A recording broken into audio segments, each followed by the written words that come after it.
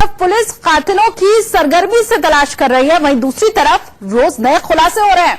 नया खुलासा हुआ है कि कमलेश तिवारी की हत्या को अंजाम देने के लिए फेसबुक के जरिए साजिश का जाल बिछाया गया था।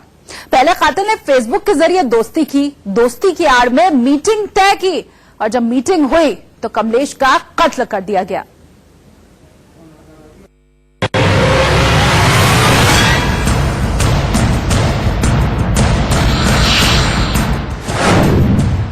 फेसबुक के जरिए बिछाया साजिश का जाल। मैं लखनऊ आ गया हूं, आपसे मिलने के लिए आ रहा हूं। गूगल मैप के जरिए ढूंढा कमलेश के घर का पता।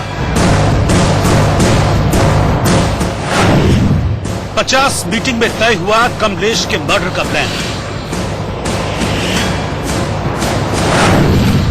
4 साल की साजिश, कत्ल के 5 किरदार। कमलेश का कत्ल वाया फेसबुक।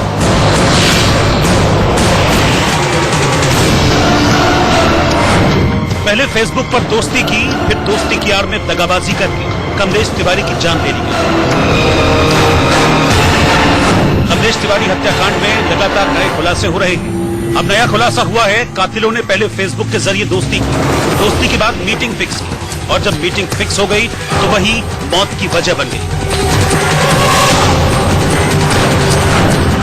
कमलेश तिवारी को मारने की साजिश कितनी गहरी थी, उसकी गवाही ये फेसबुक पेज दे रहा है। ये रोहित सोलंकी नाम के शख्स का फेसबुक पेज है, लेकिन तस्वीर उसी अशफाकुल हुसैन की है जो कमलेश तिवारी की हत्या का आरोपी है। जांच में पता चला है कि ये फेक आईडी इसी साल 16 मई को बनाई गई थी। इससे साफ है कि हिंदू समाज पार्टी के संस्थापक कमलेश की हत्या की प्लानिंग बीते कई महीनों से चल रही थी। यही नहीं, पूरी चालाकी के साथ अशफाक ने उस आईडी पर अपनी फोटो या पहचान जाहिर नहीं की थी। हालांकि उसने इस फेसबुक आईडी की प्रोफाइल पिक्चर के तौर पर हिंदू समाज पार्टी का बैनर ही लगा रखा था, जिसकी टैगलाइन थी, एक कदम हिंदुत्व की ओर। यानी साफ है कि अशफाक ने अपना नाम और धर्म बदलकर कमलेश तिवारी से दोस्ती की। एक बार जब फेसबुक पर दोस्ती हुई तो आरोपी अशफाक ने कमलेश तिवारी से फेसबुक पर दोस्ती करके चैट करना शुरू कर दिया। चैट के दौरान ही उसने हिंदू समाज पार्टी से जुड़ने की इच्छा जताई।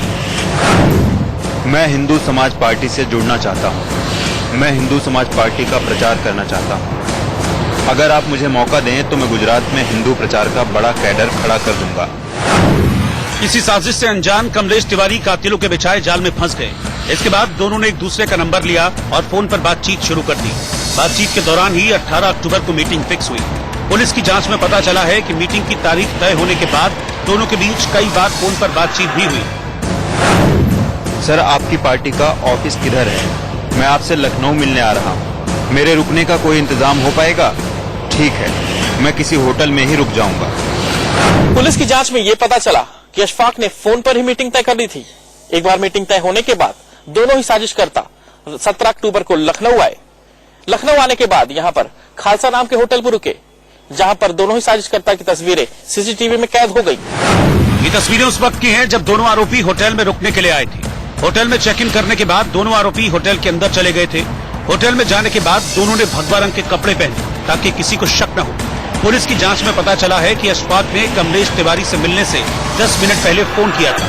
फोन पर अशफाक ने कहा था, मैं लखनऊ आ गया हूँ, आपसे मिलने के लिए आ रहा हूँ। इसके बाद दोनों आरोपी होटल के बाहर निकले, जिसकी तस्वीर भी होटल के रिसेप्शन पर लगे कैमरे में कैद हुई।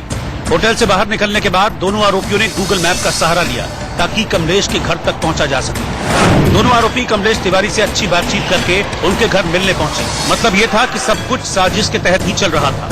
दोनों आरोपी कमलेश से मिलने उनके घर पहुंचे और फिर घर पहुंचने के बाद उनके ऑफिस में पहुंचे। ऑफिस में कमलेश के आरोपियों से कुछ देर तक बातचीत भी होती रही। इसी दौरान सिगरेट लाने के बहाने आरोपियों ने नौकर को बाहर भेजा और जैसे ही नौकर बाहर निकला, कातिलों ने हत्या की वारदात को अंजाम दे दिया। पहले गोली मारी, फिर ताबड़तोड़ चाकुओं से वार कर कमलेश तिवारी को मौत के घाट उतार दिया और वहां से चलते बने। सीसीटीवी कैमरे में आरोपियों के भागने की तस्वीरें भी कैद हुई थी। अब पुलिस के निशाने पर वो मोबाइल नंबर है जिससे अशफाक ने 10 मिनट पहले फोन कॉल किया था। फिलहाल ये नंबर बंद आ रहा है। अब पुलिस के पास अशफाक की तस्वीर भी है।